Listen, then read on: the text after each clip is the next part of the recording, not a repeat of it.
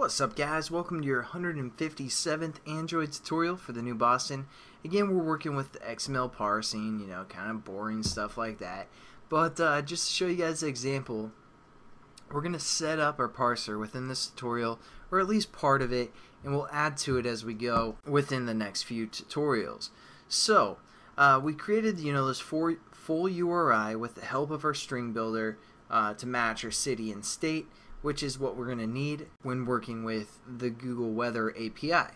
And now what we're going to do is we're going to set up a website within a try bracket, and we're also going to do all our parsing within this try bracket because things sometimes tend to go awry, and we're going to just surround it with a try, and if things don't work out, we're just going to say catch, again exception, just a standard exception, call it E, and all we're going to do is we have this text view which is supposed to display our weather, but if this exception happens, we're just going to say text view set text to error.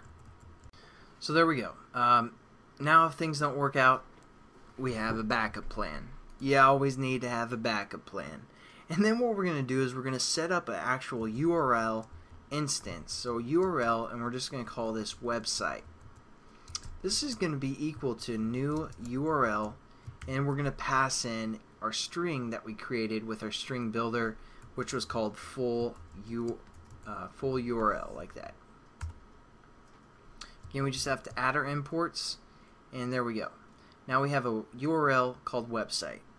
What we need to do to parse the data is use a SAXParserFactory, or SAX, I said SAX with an A, factory type variable, and then we're going to get down into the XMLReader. Now what SAX stands for is simple API XML, and then we're going to say parser, and then factory. So this is just a variable we're going to call SPF, something like that. And then we're going to say this is equal to our SAXParserFactory and a new instance of that. So all we do is just dot new instance, kind of gives us the default SAXParserFactory, and then we can just kind of specify that a little bit more. We're going to create a SAXParser.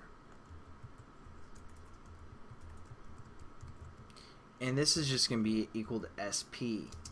And all we're going to do is we're going to relate to our SPF, our SAXParserFactory, and then we just say dot new SAXParser, again kind of just a default that we're working with. Lastly, and most importantly, since we're reading XML, we're just going to create an XMLReader, and we're just going to call this XR for XMLReader. Set this equal to our SAXParser SP dot get XMLReader. Because again, we're reading XML stuff, so an XMLReader would be nice. And you might just want to leave a comment, even though whatever. We're just going to say getting XMLReader to parse data. Just a reminder, because you're like SAXParserFactory, SAXParser, XMLReader, what's going on? But it's pretty simple if you guys just kind of think of it for a second. It's just kind of the default SAXParserFactory, and then we get a new instance of the SAXParser, and then we just get the XMLReader. It's all coming from the same thing, which actually comes from the SAXParserFactory class. So there we go. We have our XMLReader, and then what we're going to do is we're going to use our handle, which we called handling XML stuff. So we're just going to set up a variable handling XML stuff, and we're going to call this doing work, because it's pretty much handling all of our business.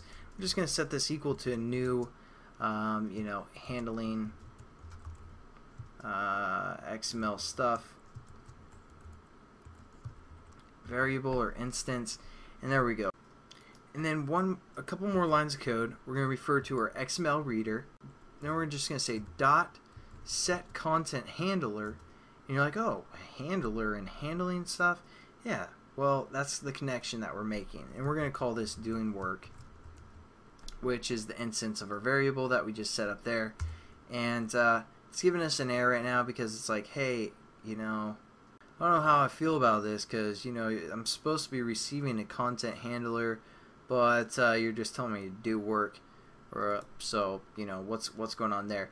Well, we haven't defined this class. We haven't set up what this instance means. We're going to get to that in a few tutorial, or in the next tutorial probably.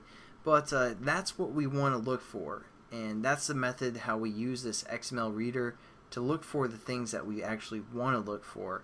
And then again, we're going to set up this variable, which is a handling XML stuff type variable, to look for the stuff that we actually want, or, you know, our city and temperature and all that stuff. And then what we're going to say is our XMLReader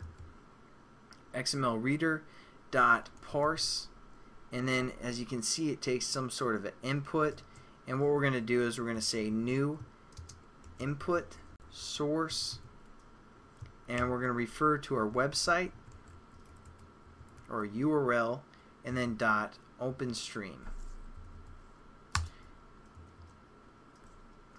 And that's probably it for this tutorial. I know we went through quite a few things here and I didn't really explain much, but it'll make more sense as we go, and I'll probably do a review of this stuff, because again, I told you guys I'd go slow, but all we did is we wanted to get to an XML reader so we can read some XML stuff.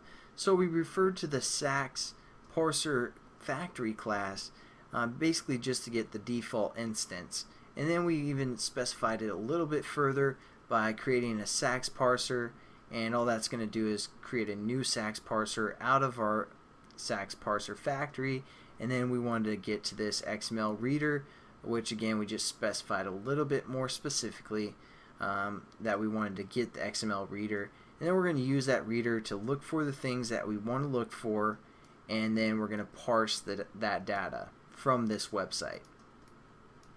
So again, it's a little bit confusing for now, guys, but I promise I'll explain it in the next few tutorials, and I hope to see you guys then. Hope you have a good one, and peace.